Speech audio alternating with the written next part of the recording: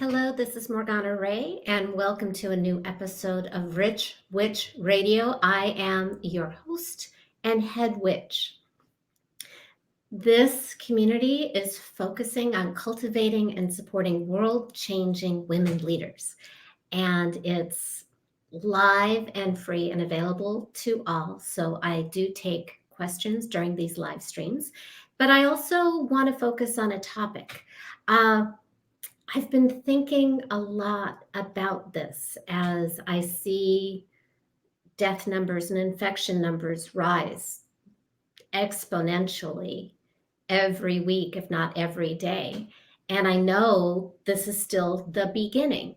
So, what we know is changing. The life that we had is shifting. A lot is dropping away. And I really want you to be safe. And some days I come from a default of optimism and empowerment. And there's also this feeling of quicksand. What are we building on? So there's a lot of listening going on right now. I've been checking in with clients who are doing wonderfully. I just call to make sure that they are safe and healthy. And these are current clients or clients I've worked with years ago who I still love. So it's not all doom and gloom, but there is challenge. And what I do believe is really important during moments of, oh my goodness, unfamiliarity. What is going on? I've never experienced this before. How do I cope? Those things that I see going on around me while I'm gratefully in this very happy bubble in my own home and life. And I'm thinking a lot about the incredible resourcefulness and resilience of human beings and the things we've overcome already. And I think it's really, really important, especially when I'm talking about taking command of your power and your powers, because we have multiple powers. I spend a lot of time talking about economic power for women, and I get a lot of questions on that. But that's, there's so many areas of life. And I talk about money because it touches every area of life, but it's not everything. In fact, the goal is to make money so not a problem that we get to focus on everything. And I digress because I'm a digressor. I posted earlier this week in social media the question, what has been the hardest experience you've overcome in your life? And I have to say, whoa, the responses just humble me. Because, wow, humans, what you have lived through and you're still here, what you have survived is really mind-blowing and extraordinary. And I'm so grateful to you, and I have so much love for you. Thank you for sharing your stories with me. And I decided that I would share a story today. And hello, Marina's here. People drop in as this goes on. I thought I would share a story from my childhood, which I consider to be the hardest experience I've overcome because it lasted many, many, many years. And that's the challenge with a traumatic event, especially a health event, is you feel like you should get over it, but it can last decades or forever. And if it's not visible, it's even harder. Hi, Andy. So this is not the story that I usually share because it's not part of the money story that is my business. But back when I was 16 years old in 1983, I was hit by a car while riding my bicycle to school. And the interesting thing here is that the week before, I had the thought I should get a helmet. And I didn't. So a week later, not listening to that intuitive hit, I got hit by a car a block from my house, left in the road to die by another student who hit me with her car going to the same school, freaked out and fled, and left me in the middle on the ground, bleeding, head broken in an intersection. My father even drove by the ambulance when I was being loaded and didn't know it was me. And that was a severe traumatic brain injury. So if you're in the club, high five. It's a lot worse than anyone will tell you. And whoa. I was lucky enough to be in a coma for about a week. I have flashes of memory of waking up for like to go into the MRI or whatever machine they were putting me in. I had a crush on one of the doctors. And because of the severity of the disease, I've regressed in age and maturity. So because I thought the doctor was cute, I treated him the way I would treat a boy I had a crush on when I was 4 years old, which would be I'd be really mean, like insane, right? And most of that period, which was really kind of shocking to me, disappeared. Like a week later, it was all blank. I remember waking up in a moment to, I have pictures in my head of waking up and seeing a clown made of candy. And at the time I was deep into my ballerina eating disorder. So I was pulling out the IV when I realized that they were putting like sugar water into my body to keep me alive. I would pull out the IV because I was so crazy from, the eating disorder mentality.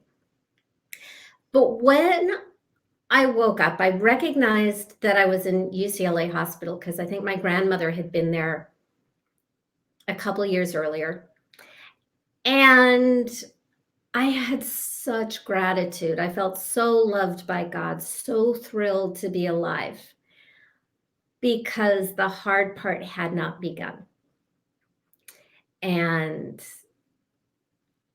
I had been a straight A student. I had been very arrogant as a student because I assumed anybody could get A's if they just did their homework. And I had no understanding of how hard homework is when your brain doesn't work. And one of the first discoveries was that I couldn't stay awake. I had to sleep all the time. And I just wanted to get back to school. I missed like 2 weeks and I just wanted to catch up. I could read a whole page and not remember anything I read. And I would need to fall asleep because I was exhausted. I could read, I remember we were reading James Joyce story, and I had been queen of subtext. Great student. I couldn't read subtext. I could only track the literal story. My brain, which I thought I owned, which I thought was me, was not what I was familiar with. And I fell farther and farther behind in school, and the teachers were completely not equipped. Like they blamed me for not catching up. They blamed me and would give me like demerits, lower my grade because I had to go to the bathroom all the time. I don't know why breaking your brain like makes you have to pee. The injury was right here behind my left ear, this lobe, which affects speech. So when I was unconscious, they couldn't operate on anything. I know this because my father told me this, that the diagnosis was it was inoperable, and they didn't know if I'd ever be able to speak again. But apparently it takes a lot to keep me from speaking, so I spoke. But I'm lucky. I'm lucky that I was 16 and I was in school and my brain was being exercised all the time. I was thrilled that my biology class, when I came back from the hospital and re-entered school, was covering the brain because I was fascinated by that. But holy cow, I wasn't fast anymore. I couldn't remember. My short-term memory was Swiss cheese. By the way, it still is. And it's only been 40 years almost. I went from being, oh my God, I had scored so high on the PSAT, whatever that, I forget what the P stands for. I was in like the top fraction of 1% before the accident, and I couldn't complete the SAT on time, my first take. I think I only did it once, but the teacher was saying that it was unfair to give me any extra time because my brain wasn't functioning. And I couldn't sleep. And that was the hardest part. So I think I alluded to having had an eating disorder at that time, because my mother had taught me when I was 5 years old, or 7 years old, her words, nobody would love me if I was fat. And I believed it. It wasn't about weight, it was about love. So I was terrified of not being loved. So I couldn't sleep. I would wake over and over and over again. And the only thing that would get me to sleep was to eat. And the bar kept raising. So I would need to eat thousands of calories at night before the switch that would allow me to fall asleep would fall asleep. So I would live on lettuce during the day. Healthy. And I became suicidal. Well, actually that's a misnomer. I think I was for years, daily, in a very, very dangerous way. So because I was behind in school, I moved back to my mother's house. My mother, the physically abusive drug addict who I'd moved away from. That's why I was living at my dad's house, just to catch up. And mom is narcissistic, maybe bipolar, so she vacillates from being the best mother in the world to trying to kill me. I love her from a safe distance. And that's when things got really bad, because the eating kept growing. My desire to kill myself kept growing. I remember driving 30 miles to school from my dad's house to my mother's neighborhood to graduate from high school at like 100 miles an hour, constantly having thoughts of hitting the center divider to just end it all. Oh, and that was every day, because it got too dangerous to be with my mother, to the point that I was living on couches, including my English teacher's couch for a while. She was an Orthodox Jew. I learned all about the plates and the different dietary stuff. And I committed myself to a psychiatric hospital, which, by the way, horrible. Like I had heard about people who keep going back. Oh my God. I just really, really didn't do well there. And they told me not to move back to my mother's house. So that's, I think, when the couch surfing began. So I ended up homeless my senior year of high school. Nobody knew this. I was like a national merit scholar in math and science and a gold medalist in the academic decathlon, because the only thing that was keeping me alive was school. And people talk about high school being awful. High school kept me alive. I had the nicest friends. It was my escape. And I was living on the dining room floor of a friend of my father's, borrowing car to get to school just so I could graduate. That was what was keeping me alive. And I remember that lady's kids going, "She lives there on your dining room floor?" And I had such shame, And an interesting thing happened during this period. I started getting very, very psychic. By the way, I've always been psychic. I've always known things that I had no reason to know. I tend to run ahead of time, but I started having like really traumatic experiences. I had my first, what the Japanese call a Satori experience, like my first, what I later would learn about when studying religion in college, and Buddhism in particular. I had like a Satori experience where it was like, whoosh, I was in the middle of a problem in social studies that really triggered me, really disturbed me, freaked me out, made me just hysterical. And then I was pulled out of it, like outside of time and space, seeing everything. And I got like this vision of the nowness of all time, that nothing can actually be destroyed that has ever happened. Anything that has ever happened is forever, and that all time is this forever nowness, which really soothed me. And that was the first of several, but it happened when I was 17. I kept losing things, dreaming about where they were at night and finding them. I would know things ahead of time. Oh, back to the psychiatric hospital. I scared one of the nurses where she asked us, I don't remember what the context was to pick a number between 1 and 1,000, and I picked it and I got it right. And I think that she really was uncomfortable with me after that. And that was just like what I believe happened, is because I was struggling so much with this part of the brain, the left brain, the rational brain, the analytical brain, that my intuitive tendencies got bigger and bigger, and are with me today.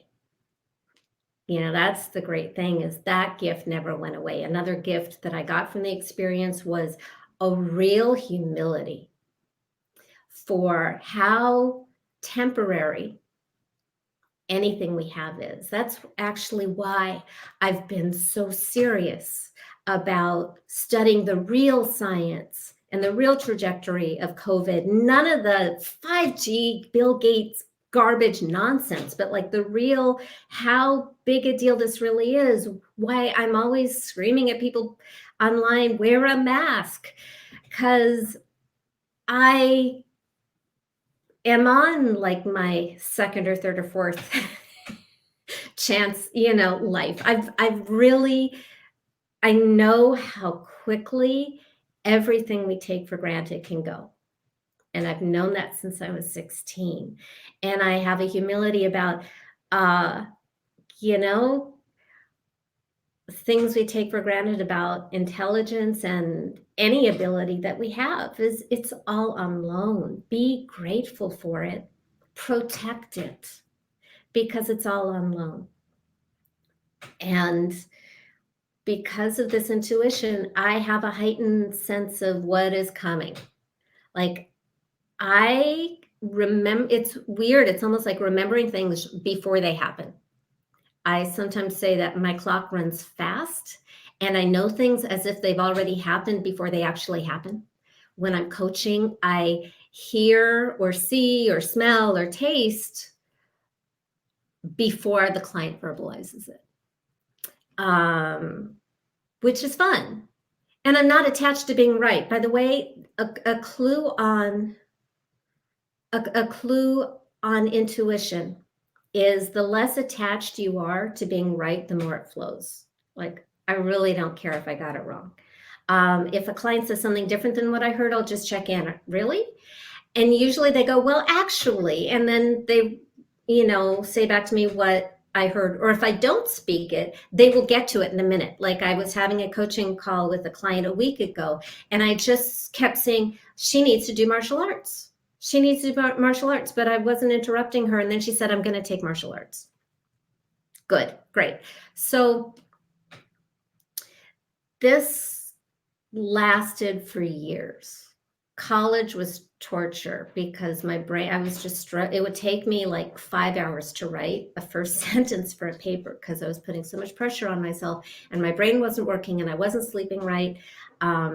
For those of you who don't like Western medicine, it did save my life after about 2 years of saying, no, I'm never going to take one of those wicked drugs, antidepressants, because I grew up with an addict mom. And so I was terrified of taking anything. I had a bunch of crazy recovery people telling me that I was an addict who had just never taken a drug, which is not true. It turns out I'm not I don't go that way.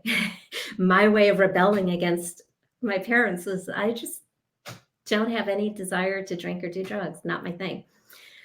But I have to say, hallelujah, the first time I took an antidepressant was the first morning I woke up with hope the next day.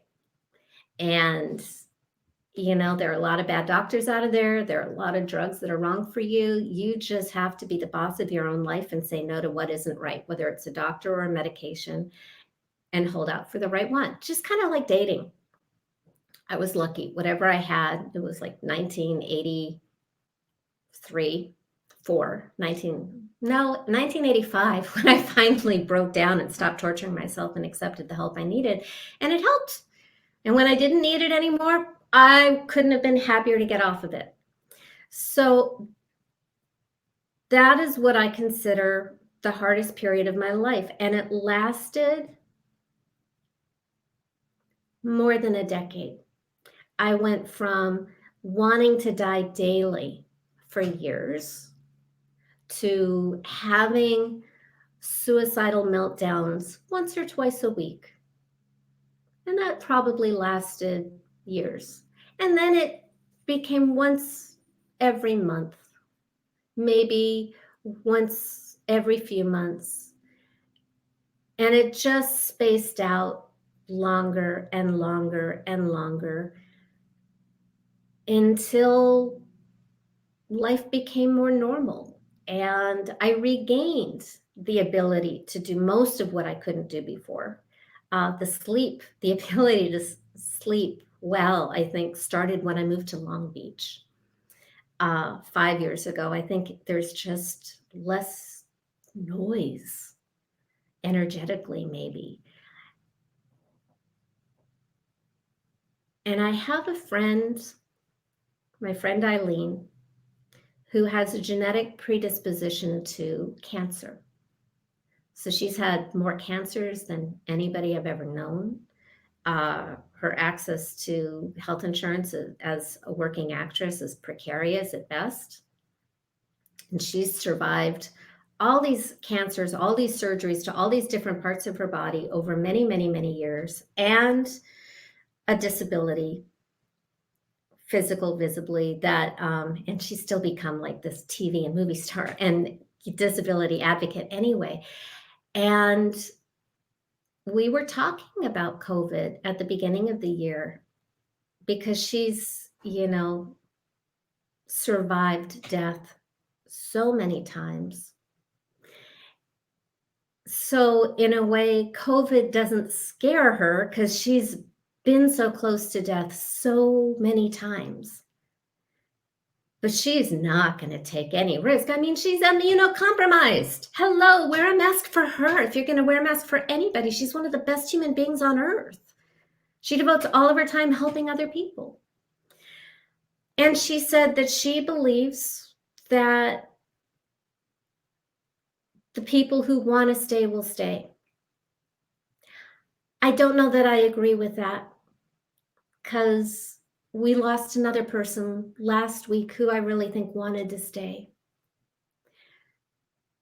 But if you want to stay, do everything in your power to give yourself a fighting chance. I keep seeing stuff online that I keep circling back to, like love and fear cannot coexist. Nonsense. My husband checks every door and window in the house at night 2 or 3 times to make sure I'm safe. Because he's loving. If he hears a bump in the night, he has this hand axe next to his side of the bed and goes downstairs to protect me. That's love and fear coexisting. I make sure I don't need to because he's great about it, but I want to make sure that he has his mask. This is his fancy Johnny Waz mask that I picked out for him because it goes with his eyes. I harass him about his mask before he goes out because I love him. So when I am going on and on about COVID, it's not fear. I'm not afraid of facts. I want to know facts because that lets me make good choices, whether it's in business or relationship or health. And I'm a loudmouth fact spewer. Talk about how not to win friends and how to not, what is it, not win friends and influence people. I'm a loudmouth fact spewer out of love. So please share your hardest life experience that you've overcome to inspire me and inspire others. And I'm like in tears, and I will talk to you again next week when we have our next Rich Witch update. I'm actually thinking that I'm going to start interviewing some people I know who have overcome really huge challenges and the treasure that's on the other side. Because that's part of claiming our power, is that whatever it is, we are bigger than our circumstances. I'm not selling an easy ride. Do I want an easy ride for you? Yes, and. Yes, and. I like really think suffering is overrated and I want to minimize it. But I want you to have what is in your highest good. And I want you to be able to take whatever is in your way and turn it into gold. That's the magic of alchemy, taking lead and human experience and creating gold. And that's what we're here to do. That's why we have bodies. That's why we're alive. So namaste for now. Mwah.